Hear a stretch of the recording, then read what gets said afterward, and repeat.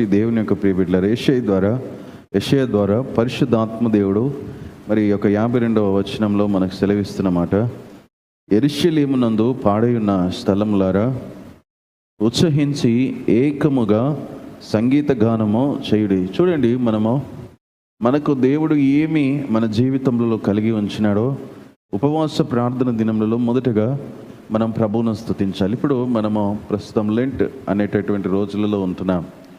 చాలామంది ప్రభువును ధ్యానం చేస్తూ ఉంటున్నారు. ప్రభువు వారి యొక్క శిలువ ధ్యానంలో అనగా మరి వారి యొక్క రక్షణార్థమైనటువంటి శిలువ ధ్యానములను వారు ధ్యానం చేసుకుంటున్నారు. కానీ ఈ దినము పరిశుద్ధాత్మ దేవుడు మనతో మాట్లాడుతున్నటువంటి మాట ఏమిటంటే, మనమట కృతజ్ఞత అనేది ప్రభుకు చెల్లించాలట. ఏ విషయంలో ఏందో పరిశుద్ధాత్మ దేవుడు లేమి లేకుండా ఏది మనకిస్తూ, మనకు శక్తినిస్తూ, మనకు ఆయన బలంనిస్తూ, మనకు కావలసినటువంటి ఆ యొక్క సమృద్ధిని ఇస్తూ నడిపిస్తూ ఉంటున్నాడు. చూడండి, లోకంలో చూస్తే చిల్లర కూడా లేకుండా ఎంతోమంది వేదన పడుతూ ఉంటున్నారు.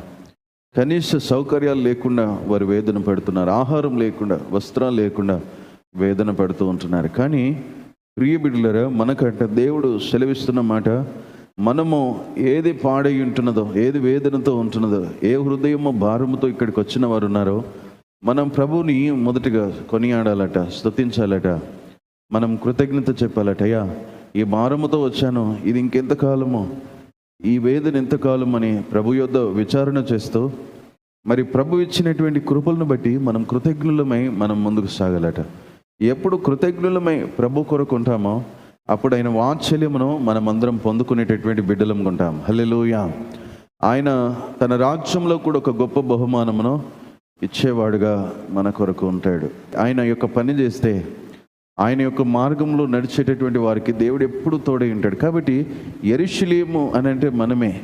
యెరూషలేము నందు పాడై ఉన్నటువంటి స్థలంలో మన హృదయంలో ఏ వేదన ఉందో, ఏ చీకటి ఉందో, ఏ చింతతో నువ్వు ఇక్కడికి వచ్చినావో, ఏ భారముతో వచ్చావో, నువ్వు ఆ భారముతో ప్రభుకు కృతజ్ఞత స్తుతులు చెల్లిస్తే ఆ భారం అంతా కూడా, ఆ చీకటిని, ఆ పాడైన స్థలం అంతని కూడా దేవుడు శుద్ధి చేస్తాడు. మీకు నెమ్మదిని, సమాధానం ఇస్తాడు. మీ ప్రాణంలో తెప్పరిల్లు చేస్తాడు.